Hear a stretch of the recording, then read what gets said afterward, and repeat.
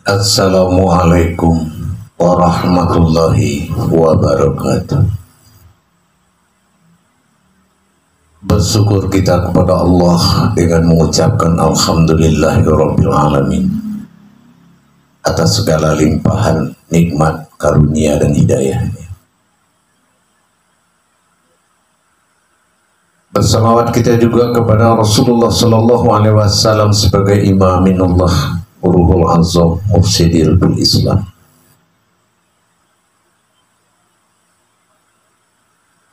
Insyaallah para hadirin dan jamaah sekalian, pada tayangan ini saya akan berbagi pengetahuan, yaitu mengenai kekuasaan Allah pada diri kita.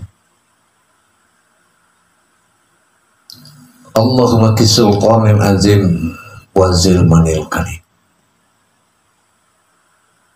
Maknanya, apabila Allah telah mensultani diri kita dan menguasai diri kita sesuai dengan kitab diri kita, surat An-Nas, Qul a'udzu birabbin nas.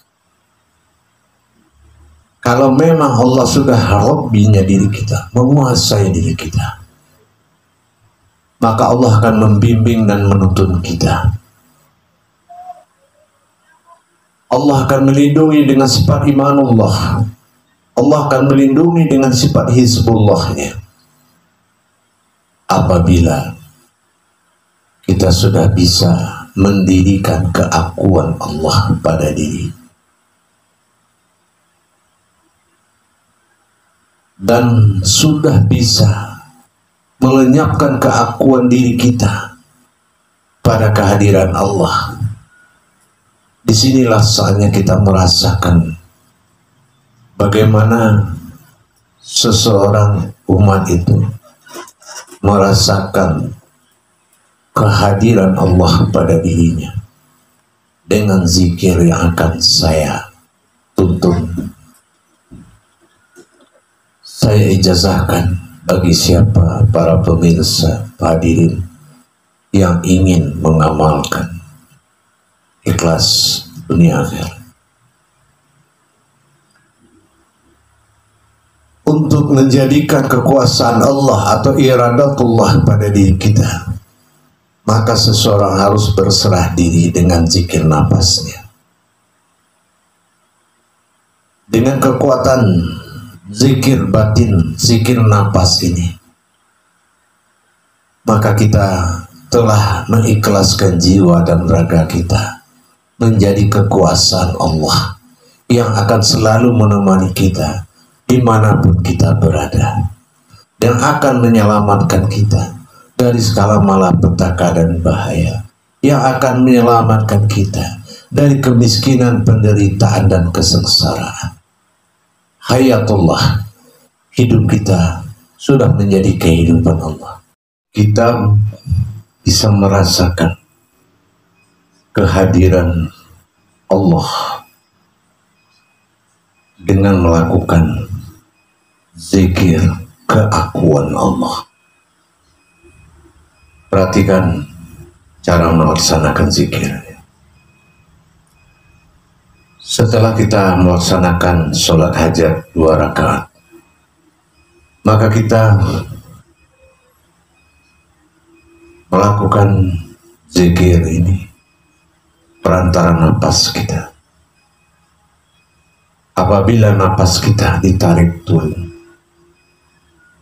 dengan setelah kita membaca beberapa syarat munajat, perhatikan, sebelum menarik napas turun ke dalam batin kita, hati kita, kita harus membaca ayat-ayat munajatullah tentang qudratullah. Pertama, kita membaca Bismillahirrahmanirrahim. Ilahi anta maksudi wa radika matlubi. Yang kedua, kita membaca La mawjudun ilallah, dilanjutkan dengan wala tafarakula bismillah, la haula wala quwata illa billah. Napas ditarik turun dengan kata seiring membaca huruf ayat hu. Kata hu niatkan menyebut dalam hati, turun ke dalam batin. Artinya aku. Aku di sini kita merasakan keakuannya Allah, tiadalah kita. Kita mulai tiada dengan katanya adanya pengakuan hu setelah napas itu turun. Napas sampai pada dasar hati, kata menyambut dengan hu, lepas kemampuan keakuan kita. Begitu napas itu kembali naik menyebut hu, artinya dia. Maka hanya ada aku dan dianya Allah. Dianya Allah pada mauzud sifat zahir kita. Maka rohani adalah keakuan Allah dan jasmani adalah dianya Allah. Terus berulang-ulang lakukan seperti itu. Hu, aku, dia, Allah, dia, hu. Hu itu artinya dia. Napas keluar, ditiupkan, ruh berangkat, lahirlah dia. Itulah makna napas ditiupkan. Hu ke dalam, dia naik ke atas. Di sini para hadirin kita tahu, kalau sudah napas ditarik dengan hu, dinaikkan dengan hu, banyak hu. Disinilah adanya aku dan dia, dan keakuan kita sudah hilang. Akunya pada sifat batin, dianya pada sifat zahir. Hu, bukan hu, tapi hu. Lakukan dengan kusuk sampai kita merasakan tiada kita melainkan dirinya semata, keakuan dan kediaannya. Disinilah kita pembuktian kenapa surat Al-Hadid itu dikatakan dengan wahwa ma'akum aina ma kuntum. Di mana ada aku, di mana ada engkau, di situ ada Allah. Rupanya setelah dijawab oleh hakikat dari ayat itu, maka hakikat ayat itu mengatakan, wahwa, kalau sudah dia ma'akum padamu, aina, makanya saya, ma kuntum adalah kamu.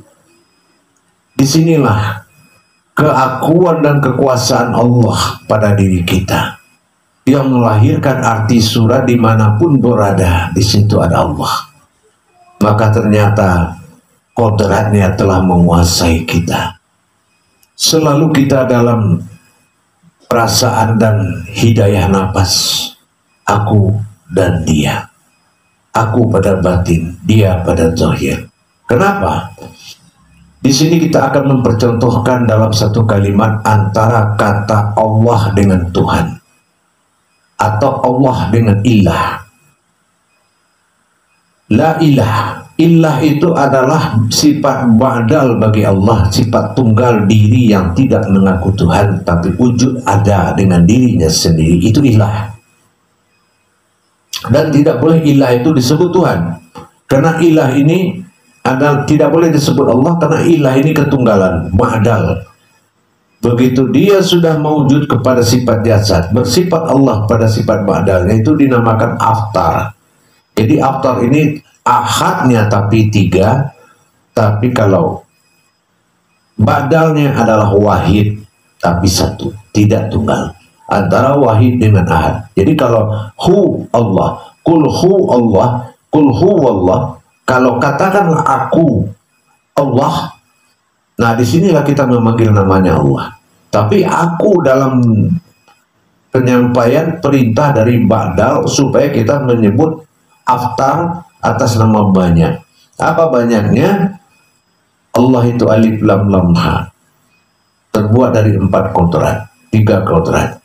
yaitu alif 4 kodrat, lam ha. Alif zat, lam sifat, lam kedua asma, sementara ha adalah af'al atau gerakan. Ini yang dikatakan tubuh batin.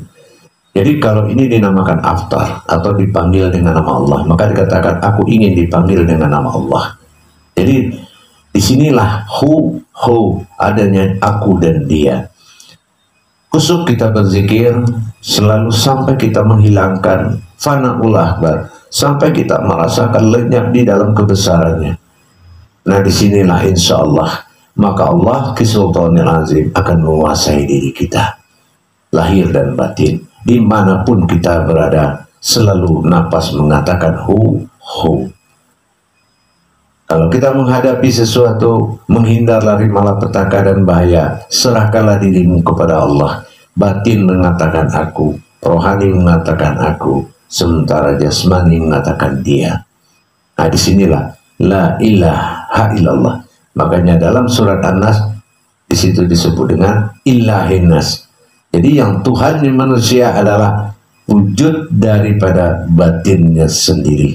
Nah disinilah kita harus paham, zikir nafas ini menghilangkan akunya diri menuju akunya Allah. Wa huwa ma'akum aina ma kuntum. Surat Al-Hadid ayat 4 bermakna seperti itu. Insya Allah mudah-mudahan zikir menghilangkan aku ini akan menjadi suatu andalan bagi diri kita, bahwasanya kita tidak merampas hak Allah. Kita beriman atas itu semuanya. Insya Allah silakan amalkan dan saya jazahkan. Akhirul kalam wabillahi taufiq wal hidayah. Wassalamualaikum warahmatullahi wabarakatuh.